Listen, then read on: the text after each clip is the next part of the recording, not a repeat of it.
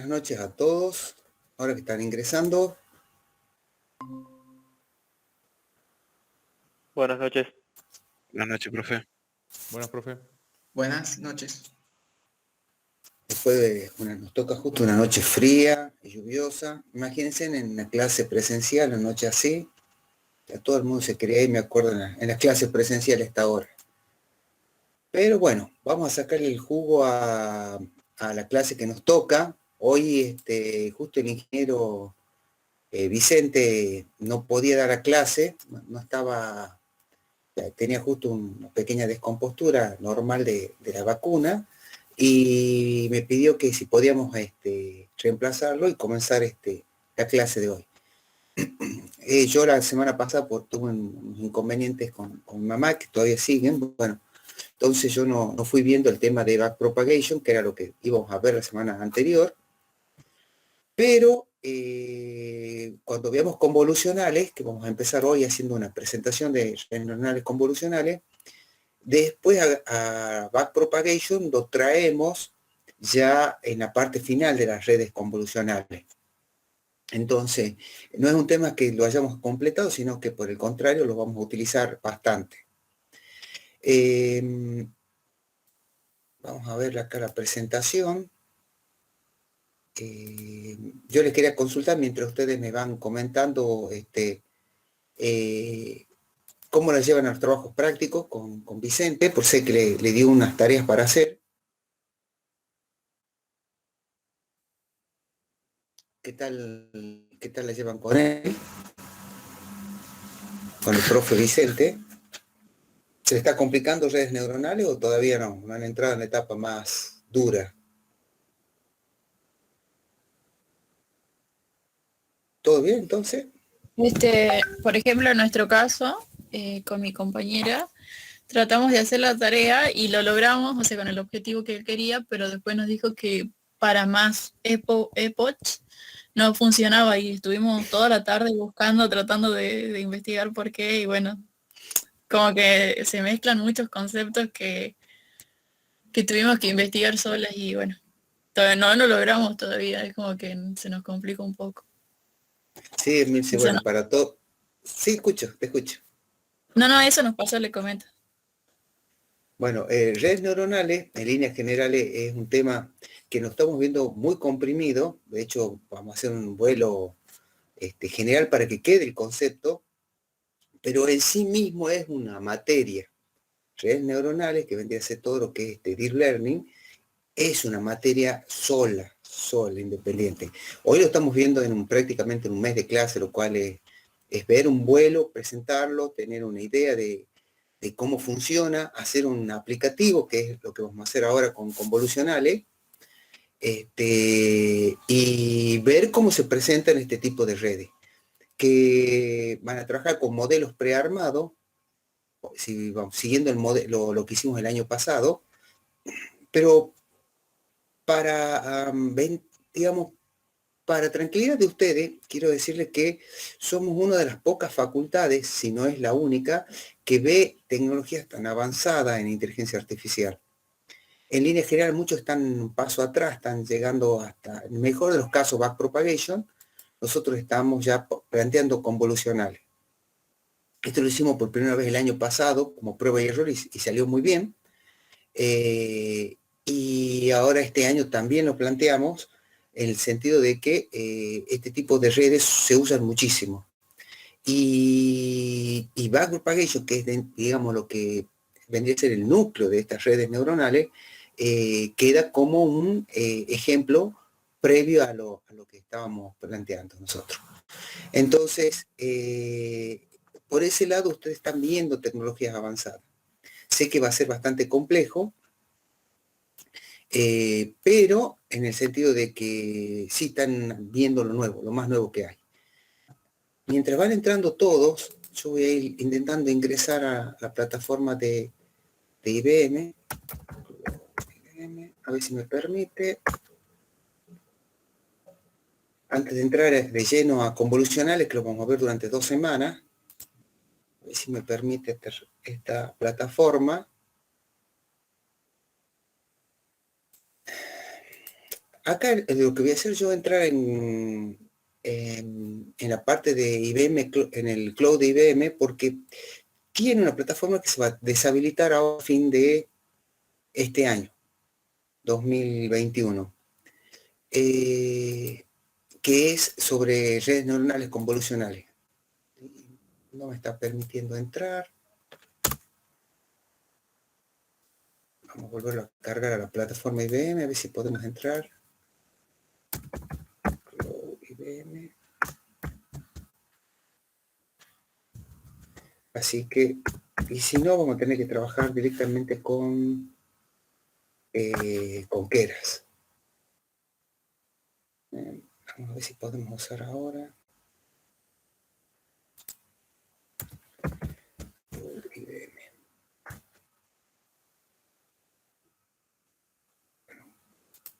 Eso es lo único que tiene de malo estas plataformas. Ahí está, estamos adentro. Bien.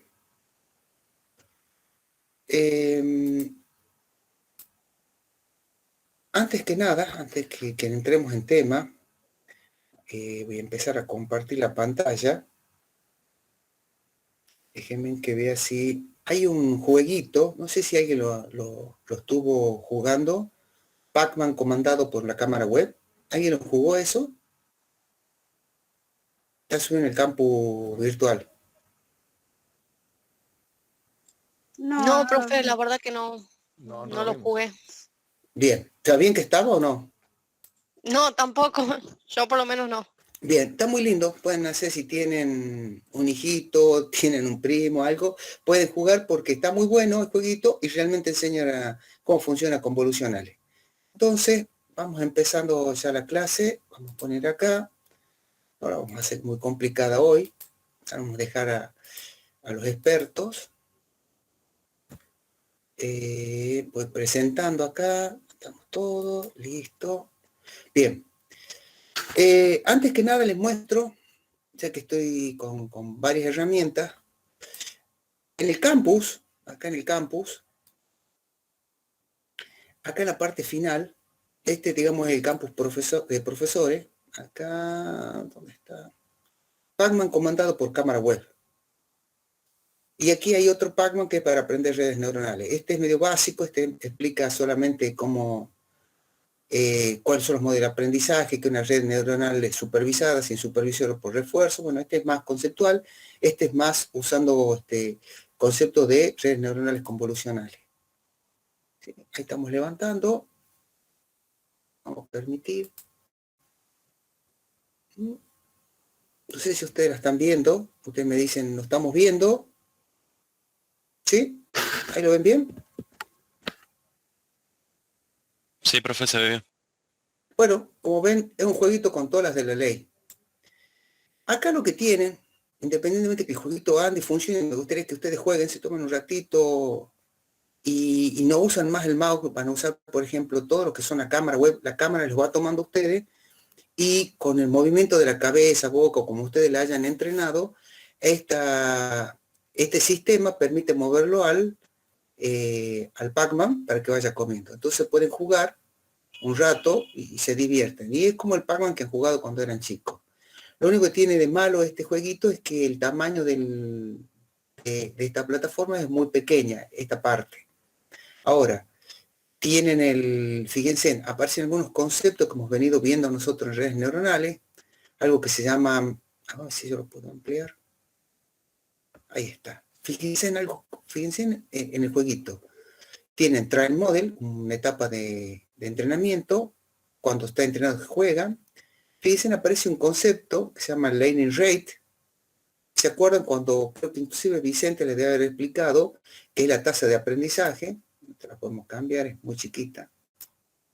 El batch size es un concepto que te dice con cuánta cantidad de ejemplos lo vas entrenando. O sea, el batch, el conjunto con el cual vos vas a hacer el entrenamiento, como hacer la pasada.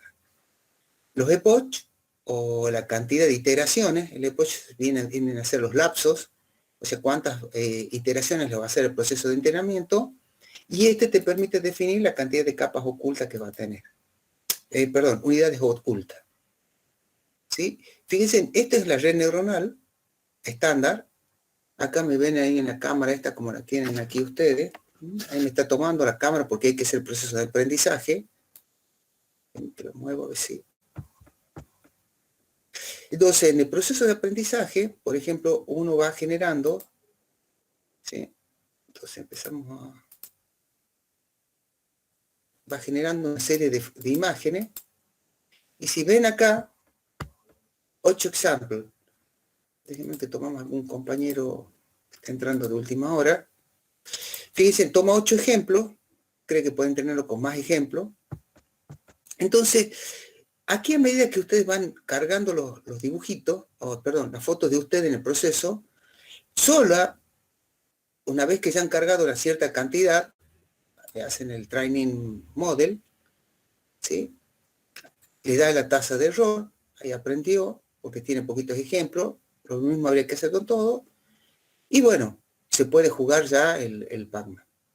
Fíjense, el proceso, conceptualmente hablando, seguimos admitiendo algunos retrasados, siguen lo que nosotros hemos explicado en las anteriores clases, que lo vieron con Vicente también. Hay un equipo, digamos, un conjunto de datos que son de entrenamiento, un conjunto de datos que pueden ser lo que son el test, una vez que se hace preentrenado ya está lista para ser ejecutado, y obviamente se pone en funcionamiento. La base de este juego es básicamente una red neuronal convolucional. Que ustedes dicen, oh, qué lindo. Pero ahora miremos un paso más allá. Miremos algo más. Imaginemos que tenemos una persona que tiene algún tipo de discapacidad o que tiene una discapacidad motora total. Si yo tengo un sistema basado en una red neuronal, por ejemplo una cámara, que me permita tomar mi imagen, que solamente, por ejemplo, muevo cabeza o muevo los ojos o alguna parte y me permite hacer el movimiento de algo, por ejemplo un mouse o eventualmente la silla de rueda, este mismo ejemplo lo puedo utilizar para que esa persona pueda tener un cierto grado de independencia frente a su situación de discapacidad. Ahí está el poderío o la gran, digamos, aplicabilidad que tiene este tipo de redes neuronales que permiten reconocer, en este caso, imágenes. Y en función que una vez reconoce imágenes, se lo puede aplicar, por ejemplo, para el caso de un movimiento de una silla de rueda o para algún otro tipo de movimiento. Y fíjense, es solamente con una cámara. Entonces, se lo dejo para que ustedes jueguen, lo carguen, jueguen. La verdad que es muy divertido este. Pero ya entrando en tema, una de las grandes aplicaciones que tienen redes neuronales son la capacidad de reconocer imágenes. Perdón, convolucionales. Son la capacidad de reconocer imágenes. Esa capacidad de reconocer imágenes, yo lo puedo en este caso aplicar, por ejemplo, para comandar un juego, o podría comandar una silla de rueda, o podría comandar cualquier tipo de cosas que solamente tenga en cuenta la visión. O podría utilizarlo, por ejemplo, para reconocer algún tipo de patología viendo una gran cantidad de imágenes o viendo una gran cantidad de, digamos, análisis que se estén presentando. Que es uno de los grandes problemas que tienen hoy por hoy en el campo de la medicina, que ustedes o cuando alguien se necesita hacer un estudio, para cuando necesita tener el informe, tiene que ser visto primero por los expertos, hacer el informe, presentarlo, llevarlo al otro experto, y eso pasa una cierta cantidad de días. Y se lo digo en este caso con conocimiento de causa, porque a mí me pasa exactamente eso en un caso que yo estoy tratando. Entonces, este tipo de herramientas se vuelve extremadamente poderosa para eso. Un ejemplo, que lo planteé en su momento IBM, que hoy por hoy yo les voy a mostrar, pero ya no está activo, es la parte de IBM Watson, un sistema de reconocimiento de imágenes basado en redes neuronales convolucionales. Este es el caso de Watson del Cloud IBM. Este es mi Cloud. Vamos acá, está cargando. En su momento lo terminaron deshabilitando esto, me parece, porque era mucho más práctico y funcionaba extremadamente bien y era libre, por eso creo que IBM lo terminó sacando. Yo voy a levantar mi recurso.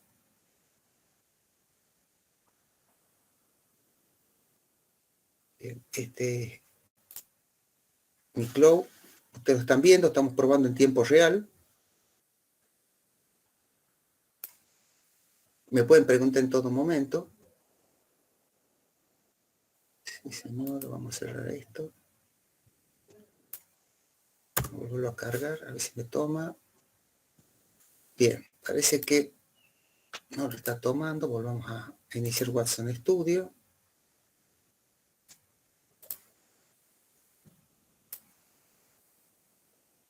Vamos a ver si levanta la plataforma Cloud. Ahí la está levantando.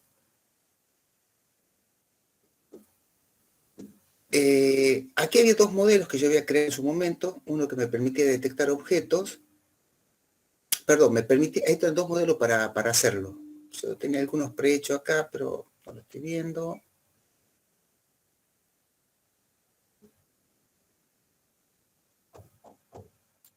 Vamos a levantarlo a ese, a ver si lo toma.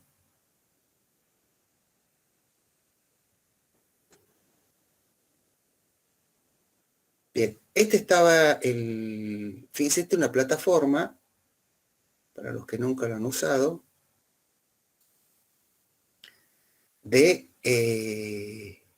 cómo armarla al sistema de reconocimiento de imágenes. Acá están viendo la plataforma Cloud de ellos, pero no me está permitiendo ejecutarla, porque se ve que ya las deben estar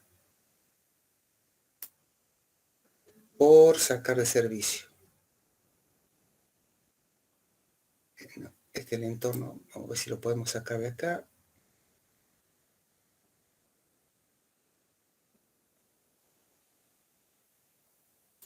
Bien, vamos a verlo acá, entorno, trabajo, vamos a ponerlo aquí, a ver si lo levantamos.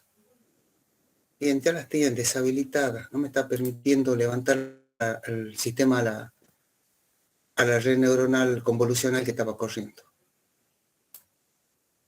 Encima debería ejecutar, bueno, por ejemplo lo que yo le estaba diciendo, ya lo están sacando de servicio. Yo pensaba que iba a ser a fin de año, pero ya lo está sacando fuera de servicio. Bueno, lamentablemente les quería mostrar cómo era el aplicativo de uno que yo había creado en su momento, pero no me lo está tomando. Bueno, esta es una de las plataformas que hay. Después, si ustedes utilizaran, por ejemplo, la plataforma Cloud, tiene su propia base. Y si tuvieran, por ejemplo, Amazon, también tiene su modelo de Machine Learning, donde está corriendo redes neuronales convolucionales adentro. Lamentablemente IBM me lo ha sacado. Se los quería mostrar y no me lo está trayendo. Estos son los modelos con los que yo había entrenado en su momento. A ver si me lo puedo encontrar por otro lado. A ver si podemos encontrar por otro lado. Y...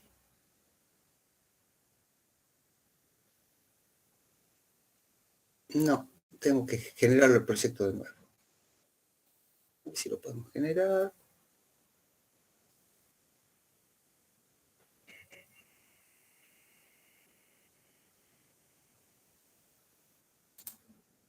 A ver si podemos generar una red neuronal convolucional. Vamos a crear un modelo.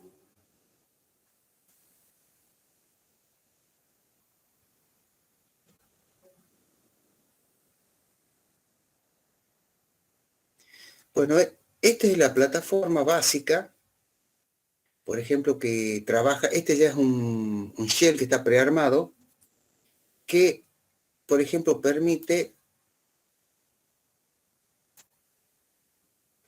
crear este modelo. No sé qué estoy cargando acá, yo tenía una prearmada, soy yo mismo acá. Mi sistema de reconocimiento de imágenes. Y aquí, por ejemplo, yo ya he cargado un grupo de imágenes, ya lo tomó. Okay. y tengo que seguir cargando todos los que son los conjuntos de imágenes para empezar el proceso de entrenamiento. Este conjunto de imágenes que yo he cargado acá, que son mías y que tiene otros lados más, esto se llama un dataset.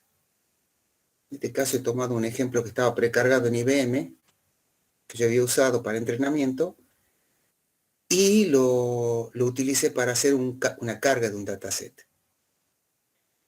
Tendría que seguir cargando otros datasets para empezar lo que es el training model. ¿Ves? Aquí, como dice, usted necesita mínimo 2 nuevas clases, o una clase que no esté vacía la parte negativa, para poder hacer el proceso de entrenamiento. ¿Qué es lo que estamos haciendo? Estamos intentando, en una red neuronal convolucional, cargar los conjuntos de dataset o conjuntos de datos para que esta red tenga capacidad de diferenciarlos o hacer una clasificación, que es el principal uso que se da en lo que son las redes neuronales convolucionales. Bien, esto llevará un poquito más de tiempo, cargar, porque el mayor problema que tiene es hacer los datasets y cargarlos. Que eso después cuando trabajen con el ingeniero Vicente va a hacer mucho énfasis con la parte del conjunto de datos. No tanto con el armado de la red neuronal convolucional, sino con el tratamiento de los datos previos. Que eso algo vimos nosotros cuando estábamos viendo redes neuronales backpropagation, cuando empezamos a ver backpropagation. Bueno, este modelo de IBM ya está funcionando porque quedó activo en mi cuenta, pero básicamente ellos lo están sacando de servicio. Esa es la última info que tenía. Bien, vamos ahora a presentarlo, la parte de convolucional.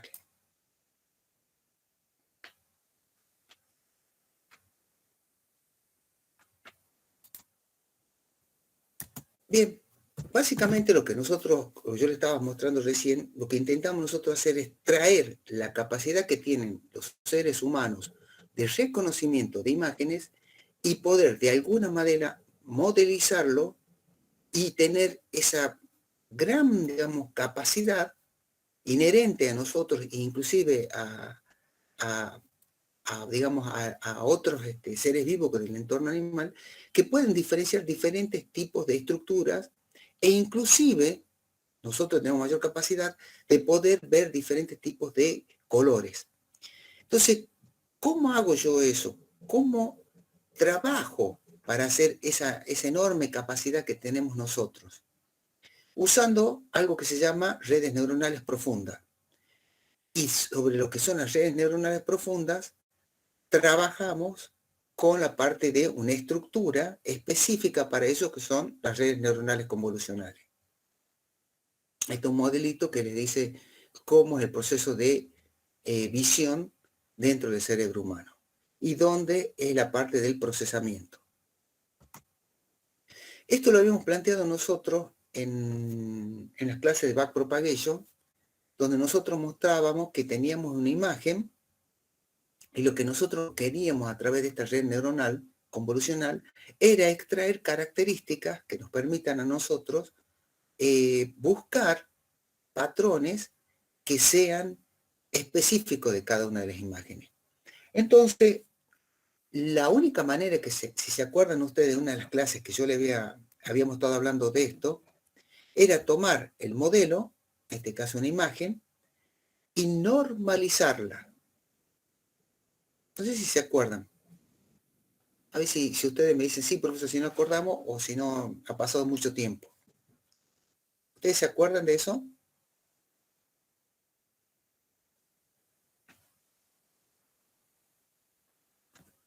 No sé si me están escuchando. Me acuerdo un poco, profe, que era llevarlo a todo a la misma escala para que fuera más fácil después corregirlo, ¿puede ser? Exactamente. Bien. Dentro de, justo ahí alguien me respondió, yo no puedo verlo en el chat, pero estamos viendo el chat todos, sí, ahí está, me está diciendo que sí. Si ustedes se acuerdan, originalmente, en la parte de backpropagation, que vamos a entrar en la parte de la red neuronal todavía cruda, sin entrar a esta parte que era convolucional, nosotros sabíamos que teníamos una estructura de una capa de entrada. En este caso, cuando trabajamos con en este caso una multilayer perceptron, un perceptrón multicapa, cada una de estas capas hace un procesamiento de lo que viene del anterior. Si yo tenía que hacer un procesamiento de imágenes, como lo estoy presentando acá, y yo lo que necesito es extraer características, si esta imagen era de 200 por 256 píxeles, yo si a esta matriz la vectorizo, voy a tener un vector de 65.000 partes que la componen. Ahora, los píxeles, en líneas generales, pueden tomar, en el caso que sean de grises solamente, pueden tomar diferentes tipos de tonos. Estos tonos de grises los podemos parametrizar, o están parametrizando en 256 niveles. Entonces, yo voy a tener 65.536 entradas que pueden tomar cualquier tipo de valor entre 0 y 256. Y 255, perdón. Para no trabajar con números que sean del tipo enteros, lo que hacíamos nosotros era, tomábamos al valor del píxel y luego dividíamos en 256. Esto lo hacíamos para tener una normalización de valores de la imagen de entrada para que la red neuronal lo pueda trabajar. Es decir, voy a trabajar con valores que oscilen entre 0 y 1. Contemplando, si se acuerdan y que habíamos visto esto, que los parámetros W, que son de activación de la red neuronal, o sea, los pesos, varían entre -1 y 1. Es decir, ¿para qué hacemos toda esta estructura? Si yo tomara valores enteros, en este caso de colores, y yo trabajara con los W que no estén normalizados, yo tendría una explosión de valores, o sea, en el sentido que la multiplicación, la suma por la multiplicación en la parte de la neurona, crecería tanto que cuando si yo le aplico una función de activación, las salidas de estas serían extremadamente grandes, es decir, yo tendría un valor de crecimiento constante. Esto es lo que nosotros no queremos hacer, porque ¿cuál sería el problema? Que cuando llego a la salida y yo necesito de alguna manera realimentarlo para hacer una corrección de errores, no tengo forma de corregirlo, porque los valores son del tipo enteros y muy grandes, es decir, de cientos. Entonces, la única manera de trabajarlo a la parte de los valores de entrada es normalizándolo entre 0 y 1. Y ese proceso de normalización es necesario, en el caso de imágenes, aplicarlo de la forma más simple que le acabo de decir, que es dividir el valor del píxel sobre el mayor valor que pueda tener. Es decir, nunca va a superar 1. Entonces yo voy a tener un vector, en este caso que tenga este tamaño de definición, de 65.536 entradas que van a oscilar los valores entre 0 y 1. Eso es muy importante para poder aplicar el proceso de aprendizaje en backpropagation. Fíjense que no me estoy enfocando en la red neuronal, me estoy enfocando en la parte de los datos. O sea, si yo tengo que hacer una estructura previa al trabajo de la red neuronal, primero necesito tener los datos. Primer detalle, los datos. Segundo, necesito normalizarlos. De alguna manera lo tengo que normalizar. Y el tercer punto que aparece es que la cantidad de datos sea lo suficientemente grande para poder entrenar a la red neuronal que yo necesito que entre en servicio.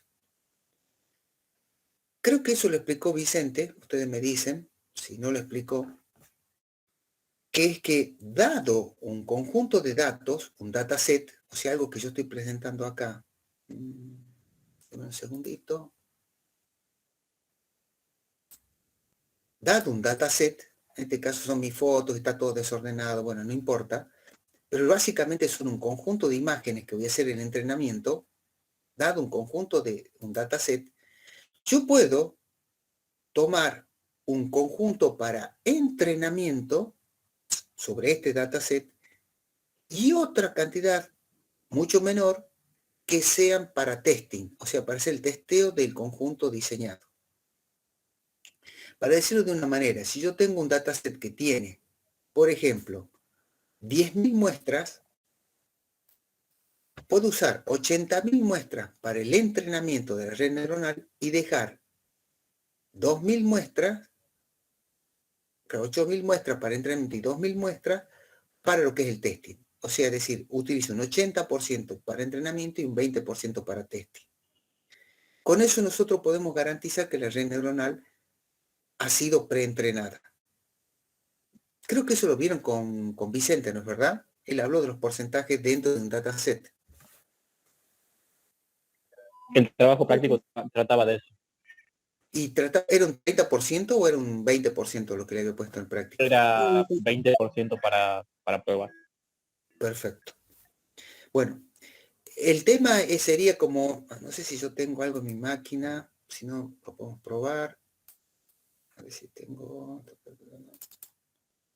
Creo que no lo tengo. Sí, estos son algunas fotos. No, sí, no lo tengo un dataset. Yo tendría que bajarme un dataset, que creo que también lo mostró a eso Vicente, donde ustedes pueden entrar y bajar los datasets completos y eso usarlo para el entrenamiento. Van a ver que hay dataset de 60.000 muestras, de 100.000 muestras.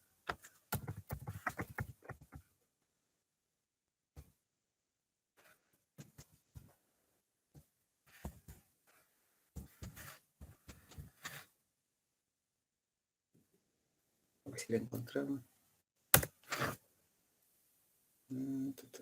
Acá tenemos. Hay acá está, como un Kaggle. Bueno, ellos suelen tener bastantes datasets. No sé si podremos entrar acá.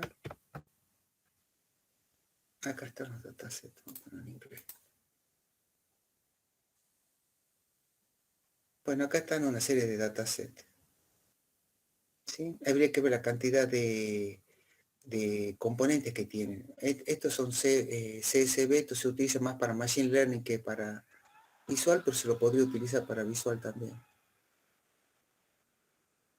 Estos son 60 files, 3 files, son chiquitos estos. Bueno, acá tiene una serie de datasets que te dan Kaggle. Pero hay más, generalmente para cuando uno se está diseñando los conjuntos de datos, 60 files nada. Necesita 10.000, 20.000 imágenes para un entrenamiento de una red neuronal. Pero habría que probarlos a esto. Dice que es esta parte.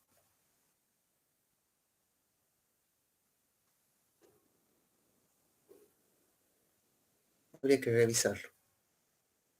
¿Sí? No es tan grande, no son tan grandes. Pero volviendo al tema del proceso preentrenamiento, yo tengo que tener definido primero la cantidad de imágenes que va a ser el proceso de entrada a la red neuronal. Primero tengo que tener el dataset, el conjunto de datos.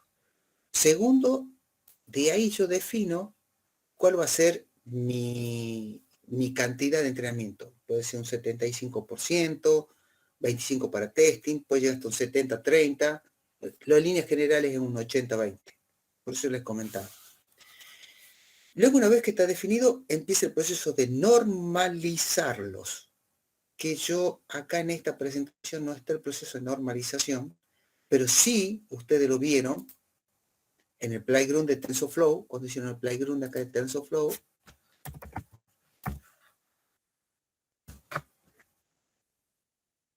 A ver si podemos levantarlo. Bien.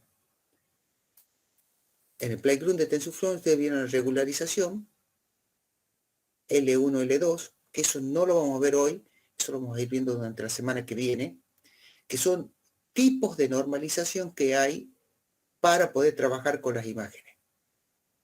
Entonces hay un proceso de normalización previo para el tratamiento de datos. Estos dos formatos que se suelen utilizar, nosotros en este caso en el que yo estoy explicando, es que la normalización la hacíamos dividiendo el valor del píxel sobre el mayor valor que se puede tomar, y me dan un proceso de normalización donde todos los valores van a estar entre 0 y 1. ¿Sí? O sea que primero hay un proceso de, básicamente, de tratarlos a los datos en un dataset, que va a ser el que se va a aplicar. Si nosotros queremos reconocer, por ejemplo, imágenes o patentes, vamos a trabajar con un dataset de patentes, donde van a aparecer también una cierta cantidad de valores. Luego lo que nosotros tenemos que hacer es definir la red neuronal, definir el proceso de la red neuronal. Atrás de la red neuronal, en el caso de convolucionales, atrás sí o sí lleva una red backpropagation, estándar, como la vieron en las clases pasadas.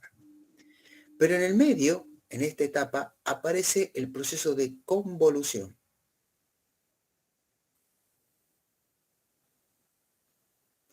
Entonces, en la estructura de una red neuronal convolucional, vamos a ver si la podemos presentar.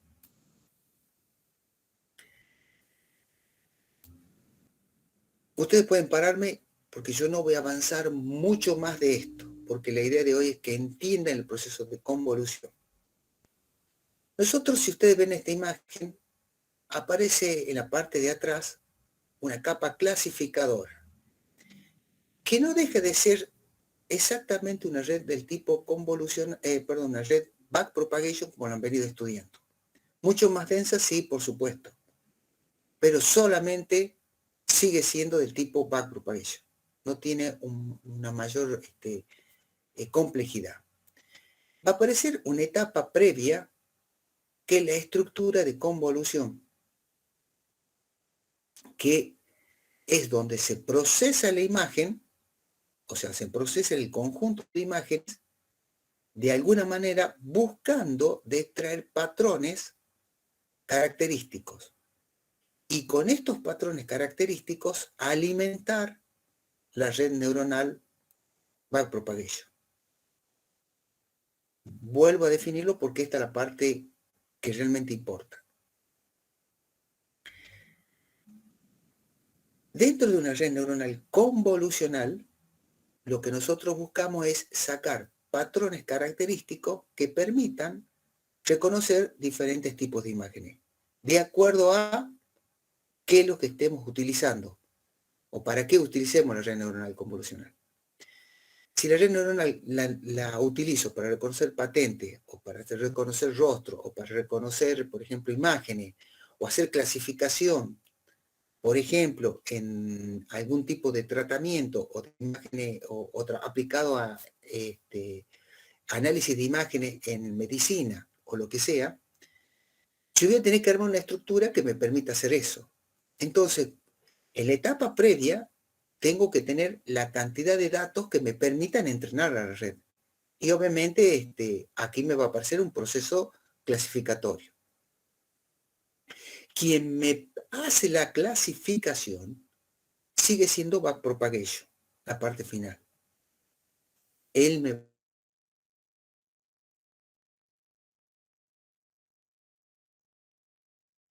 convolución, la estructura convolucional de la red. Entonces yo tengo una etapa de convolución y tengo una etapa de clasificación. Convolución tiene diferentes profundidades, o sea, tiene diferentes capas. Y la etapa clasificatoria puede tener lo que estudiaron hasta ahora, 3 capas, máximo 4 capas. Con esta imagen que ya es muy extrema, tiene 5 capas de ocultas y una de clasificación. Hay una función que te permite hacer la clasificación que se llama la función softmax, que ese no lo vieron, o si lo vieron usted me dice, sí, profesor, lo vimos con el ingeniero Vicente, pero lo más probable es que esa no la hayan visto porque esta se utiliza casi con exclusividad para redes neuronales convolucionales. Entonces, en la estructura del armado de la red neuronal, van a ver que aparecen una serie de capas de lo que es la clasificación y otra serie de capas que es la convolución. En la etapa de convolución lo que busca es extraer patrones característicos de la imagen. Y no se presenta como si fuera una etapa de un comparador. Creo que yo también le he explicado en algún momento que las cámaras, o digamos las cámaras que te toman las imágenes que no son del tipo de redes neuronales, si ustedes cambian el perfil, o por ejemplo se tapan el rostro, la cámara no lo reconoce, porque busca algunos puntos característicos. Ahora, la red neuronal convolucional, si ustedes, por ejemplo, se tiñeran el pelo, o se raparan, o se dejan la barba y se raparan, aunque se haya preentrenado con imágenes suyas, que estén, obviamente hay una gran cantidad de imágenes, pero que hayan sido en otra situación, y ustedes presentan una nueva imagen totalmente cambiada, permite, la red neuronal lo puede reconocer porque no se fija en el patrón característico, que fue el original, sino en los subpatrones que fueron obviamente extraídos. O sea, busca las características generales como si lo hiciera la visión humana. Entonces van a aparecer algunos conceptos que se llama una capa de convolución, donde se le aplica una serie de filtros, ¿sí? Aparece una función de activación en la capa de convolución, que suele ser del tipo ReLU. Acuérdense cuando vimos nosotros las redes neuronales de TensorFlow, inclusive también backpropagation, función ReLU, y aparece algo que se llama subsampling, o sea, un submuestreo, en el cual lo que hacemos es buscar extraer características. Una vez que tenemos una etapa de extracción de características genéricas, le volvemos a aplicar convolución y buscamos características de características. Y acá en este ejemplo está muy simple, pero yo podría tener una tercera etapa de convolución o una cuarta etapa de convolución. O sea, busco características de características de características. Una vez que pasó por esta serie de etapas, de estas capas de convolución, recién entra en la etapa de clasificación. Básicamente esa es la estructura de cómo estaría armada una red neuronal convolucional. Ahora, como tiene diferentes capas que arman la estructura, entra en lo que se llama redes neuronales profundas. Y un término genérico que se aplica en el proceso de aprendizaje es aprendizaje profundo, o comúnmente denominado deep learning. Que después, cuando vayamos nosotros trabajando y viendo, nos vamos a dar cuenta que lo que aplicamos en backpropagation, que ustedes vieron que hace una comparación entre la salida, o sea, la salida deseada versus la salida actual, tiene que ver lo que era la función de costo, hacer la derivada de la función de costo, aplicarla a la primera capa, a los primeros pesos de la capa, volver a aplicar la derivada y vamos haciendo, esa profundidad no es completa. Esa profundidad que vimos en backpropagation solamente pueden ser hasta la tercera, quizás cuarta capa. El resto de capas no se aplica la parte de backpropagation. Conceptualmente, ¿está hasta aquí?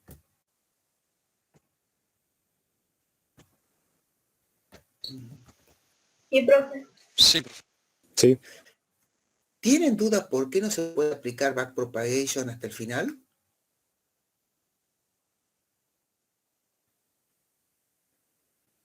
¿O lo toman así como yo lo acabo de explicar? ¿Puede explicar? Bien. Yo les voy a mostrar solamente, esto lo vieron en clase, Y se van a dar cuenta en el acto, porque aquí la matemática es extremadamente simple. Vamos a tener que irme a una clasita anterior. O sea, yo lo que le estoy diciendo a ustedes, vamos a poner acá, que backpropagation en una red neuronal convolucional, o sea, una red neuronal profunda, también se puede aplicar si backpropagation tuviera, no sé, 10 capas. Sería conceptualmente lo mismo. El proceso de backpropagation funciona muy bien en la primera capa, o sea, en la capa de salida. Funciona muy bien en la segunda capa, funciona bien en la tercera capa, funciona regular en la cuarta capa, funciona mal en la quinta capa, no funciona en la sexta, en la séptima, en la octava, en la novena, ¿verdad? En todas las capas que tenga posteriormente no funciona. Backpropagation va a funcionar bien hasta la tercera, quizás cuarta capa. Hay un concepto, se los tiro ahora, pero es necesario que lo sepan, que se llama el vanishing problem, o el problema del desvanecimiento. Y esto viene, si ustedes vieron en clase, vamos a ver si yo puedo irme a, perdón, vamos a ver acá. Vamos a ubicarme acá, voy a entrar a inteligencia artificial de vuelta. Vamos a ver un tema de clase. Vamos a ver backpropagation, no sé si está aquí. Función de costo y descenso del gradiente. Vamos a ponerlo acá.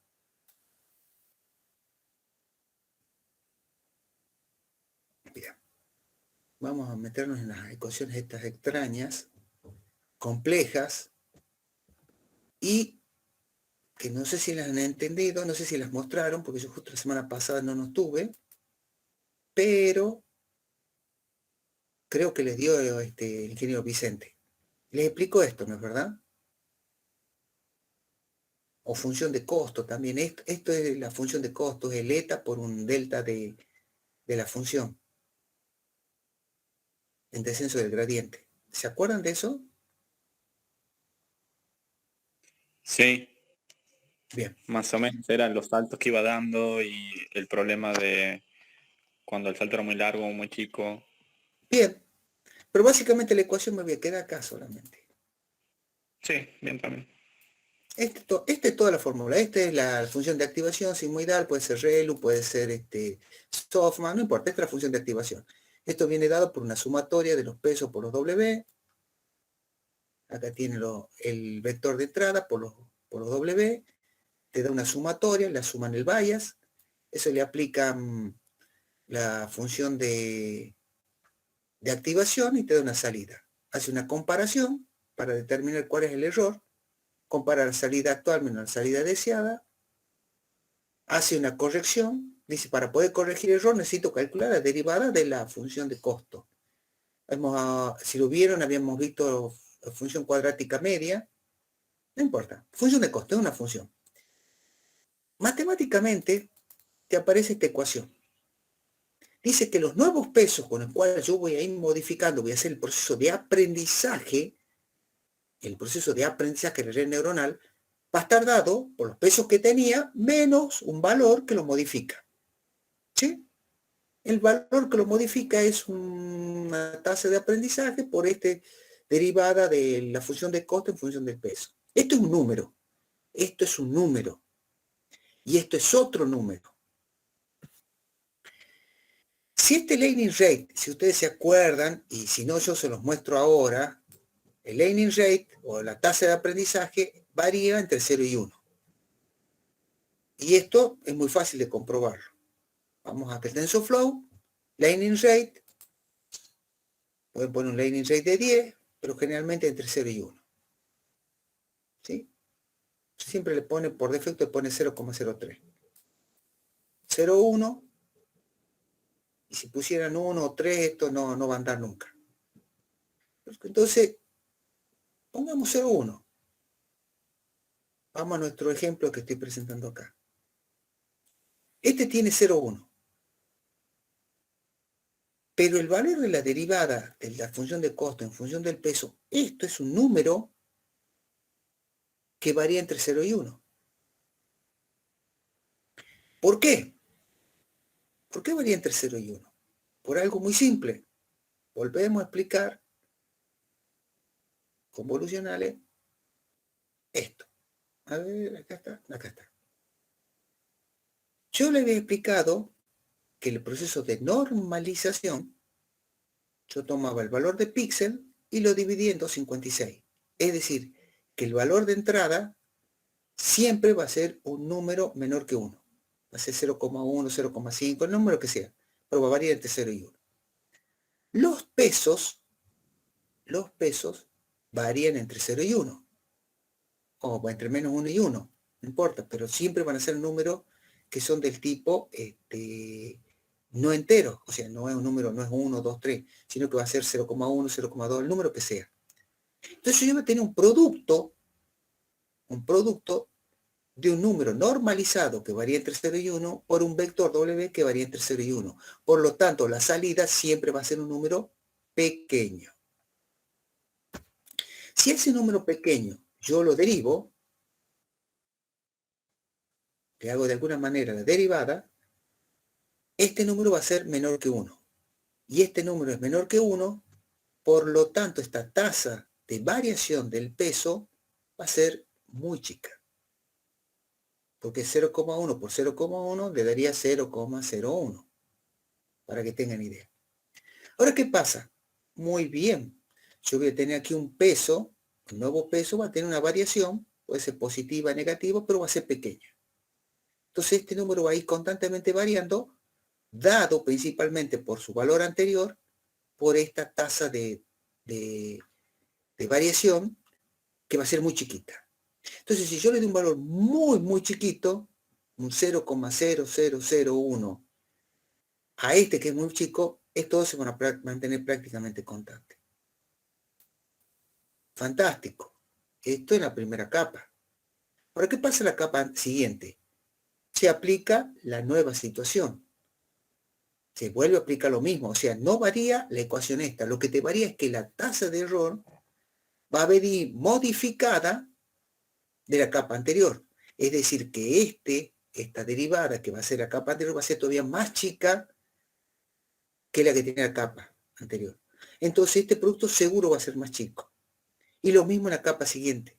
Y lo mismo en la capa siguiente. Y va a llegar un punto donde el producto de la tasa de aprendizaje por una derivada del costo de que viene original de una capa de la primera, ya en la capa 4, en la capa 3 o en la capa 4 anteriores, va a ser prácticamente despreciable. Eso hace que la red neuronal, bueno, vamos a ver en convolucional, se pueda corregir los pesos hasta una cuarta capa, quinta capa. No más de eso. Porque cada vez se vuelven más chicos y el producto de la tasa de aprendizaje por la variación del error de costo en función del peso, de la función de costo en función del peso, en las capas siguientes es tan pequeña que prácticamente se tiende a desvanecer. Este problema se llama el vanishing problem, o el problema del desvanecimiento del error. Entonces, backpropagation generalmente se hace en estas 4 capas, 3 capas. En esta etapa de convolución no se hace eso. ¿Han entendido esa parte?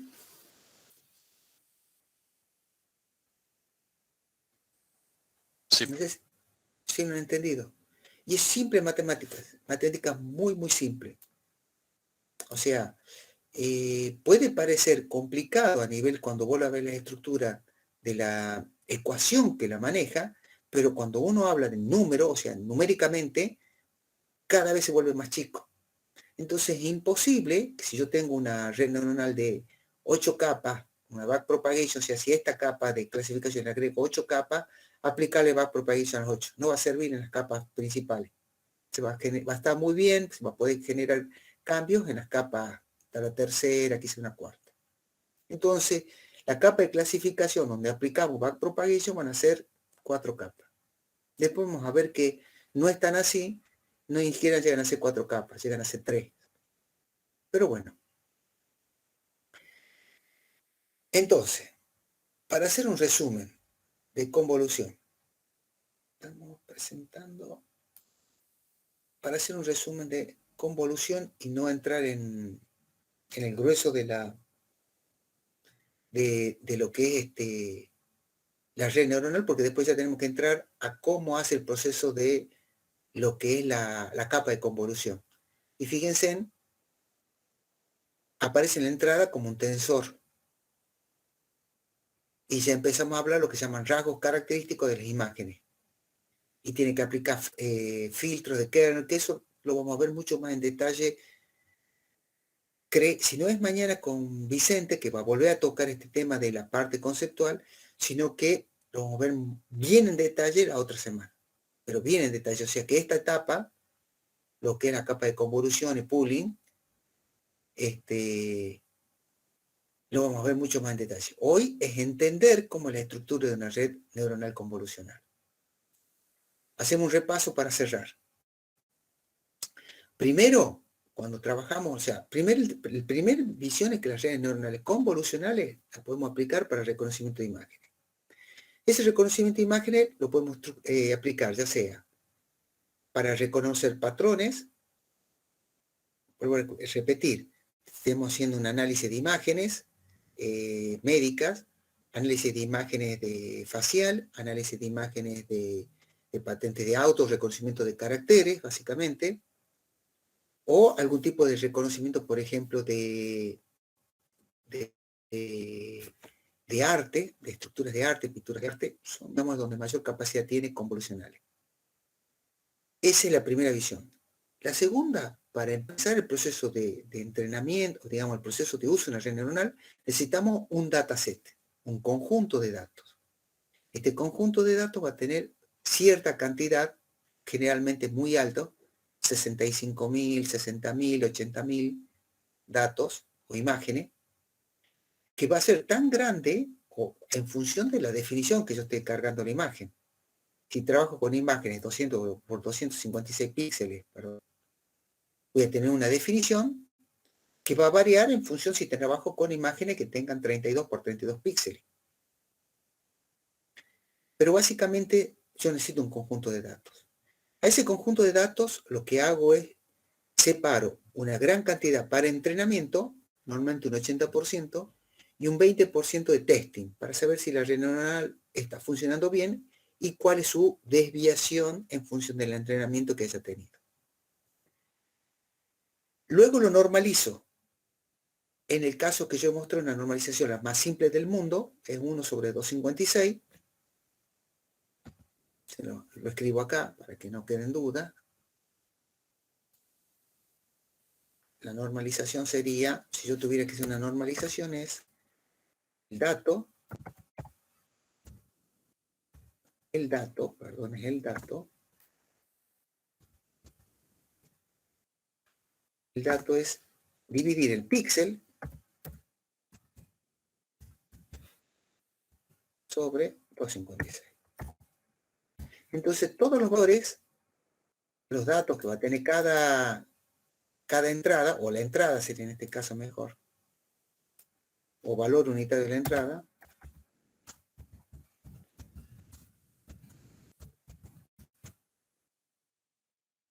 sería el número que tiene el píxel sobre 256. Entonces todos los datos quedan normalizados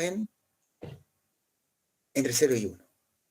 Una vez que lo tengo normalizado, armo la estructura de la red convolucional, defino una red de clasificación, generalmente una backpropagation, 4 capas sobra, y esta parte donde dice extracción de características es la parte de convolución.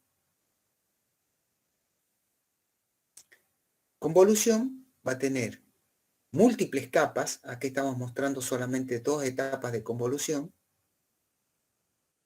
pero puede tener mayor cantidad que después vamos a definir con qué profundidad podemos trabajarlo, porque esto no es eterno.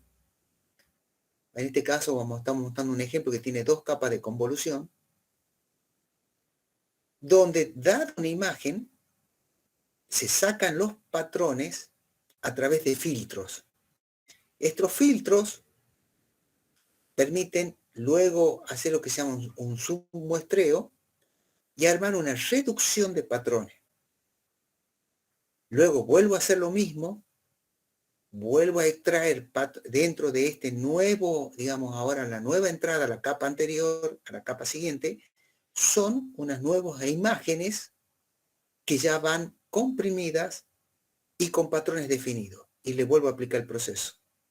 Y le vuelvo a aplicar el proceso 2, 3 veces, quizás 4, y luego con ese nuevo patrón, que ya no se parece nada a la imagen que hemos cargado originalmente, entreno una capa clasificatoria, que básicamente es una Red Neural Backpropagation, para que me permita sacar los agrupamientos o las clasificaciones.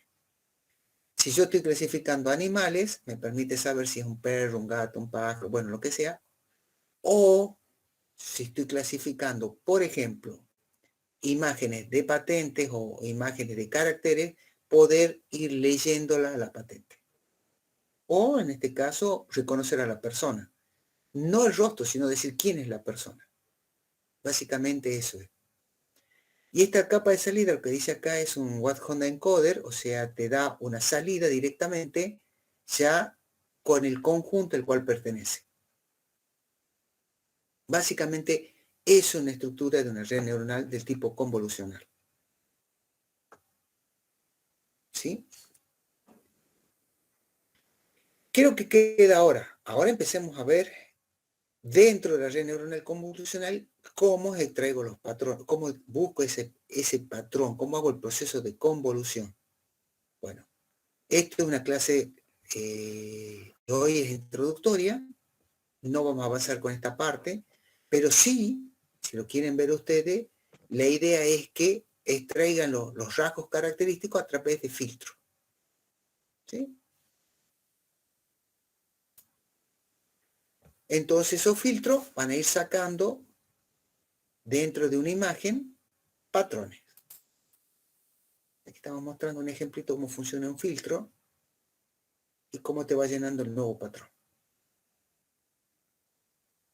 Entonces, en esta primera etapa de convolución, si yo cargo una letra A, y fíjense, aquí aparecen 0,6, y alguien me puede preguntar, ¿qué es el 0,6? Bueno, el 0,6 es el valor del píxel gris, de este tono de gris, dividido en 256.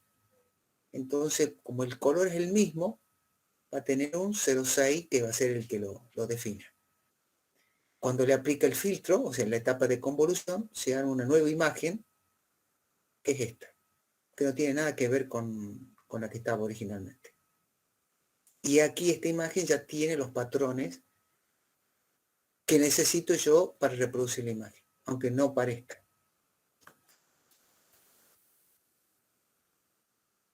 ¿Han entendido? Si han entendido hasta esto, me doy por satisfecho para la clase de hoy.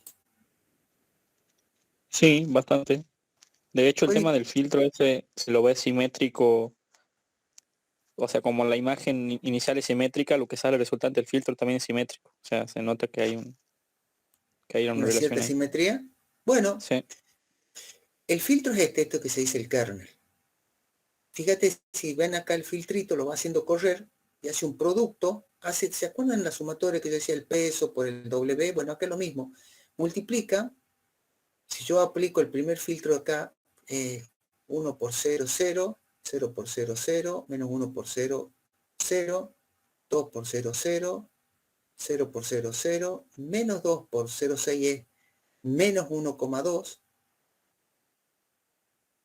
1 por 0, 0, 0 por 0,6, 0, menos 1 por 0, 0. O sea que de esta primera pasada de filtro, el único que se activó fue menos 2 por 0,6, que dio menos 1,2. Lo acaba de llenar.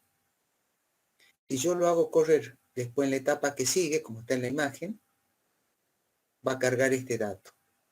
Y si aplico la nueva imagen, va a ir cargando cada uno de estos, que es el producto de este kernel por el producto de la imagen que esté cargando. Obviamente esta es una imagen que tiene de 6 por 6. ¿Sí? Es muy chiquita. Pero si yo tuviera 256 por 256, puedo hacer el mismo concepto. Aplico un kernel, voy buscando la imagen, digamos, hagamos volar nuestra cabeza, pensemos que esto es una imagen pixeleada, y le voy haciendo recorrer este kernel y le voy armando esta estructura. Que después le voy a aplicar lo que es el pooling y le voy a volver a aplicar de nuevo convolución. Y lo hace n veces. Básicamente eso es lo que hace una red neuronal convolucional. Busca esto que son patrones característicos. Pero no lo voy a avanzar más de esto. Vamos a dejar de compartir. Cualquiera de ustedes me podría decir con justa causa, ¿para qué lo hace, para qué se toma tanta, para qué lo hace tan complejo al proceso de reconocimiento de imágenes? Con justa causa cualquiera dice, o no lo entiendo, ¿para qué hace todo este proceso enorme para poder reconocer imágenes? Algo creo que lo planteó Vicente cuando mostraba las imágenes de una tomografía y buscaba algunos tipos de tumores de cáncer, que muchas veces a simple vista pueden pasar desapercibidos y una red del tipo convolucional los puede reconocer. Y resulta mucho más poderoso que solamente la vista humana, en el sentido de buscar esos pequeños puntos que puedan ser característicos. Nosotros pasaría prácticamente desapercibido. Mientras que este tipo de redes funcionan muy, muy bien para eso. En el GITIA, el Grupo de Investigación de Tecnología Aplicada, hubo uno de los chicos que trabajaba con una plataforma que se llama, creo que se llama Holo, creo que lo conoce más Diego Elizondo, que dirigió la tesis, que buscaba a Wall-E. No sé si jugaron alguna vez con el jueguito Wall-E, que aparece Wall-E en una enorme imagen, donde todos se parecen entre sí.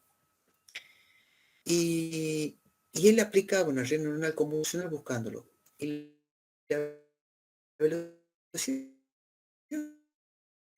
de resolución era altísima. En cuestión de segundos lo podía reconocer, lo marcaba todo. De dimensionar la fuerte versatilidad y el poder que tiene este tipo de redes neuronales. Obviamente, bien aplicado, para eso, mal aplicado, te puede servir como un arma que puede reconocer datos estratégicos, si vamos a los casos extremos.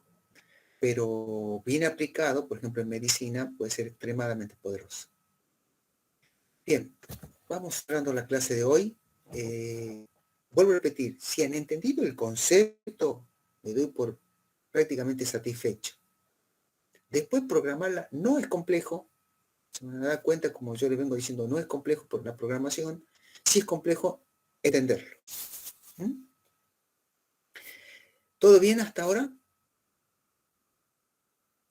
Sí. Bueno, Sí, gente, nos vemos mañana. Vicente creo que va a arrancar con la parte práctica. No sé si de esto quedó algo pendiente, ya lo voy a hablar con él.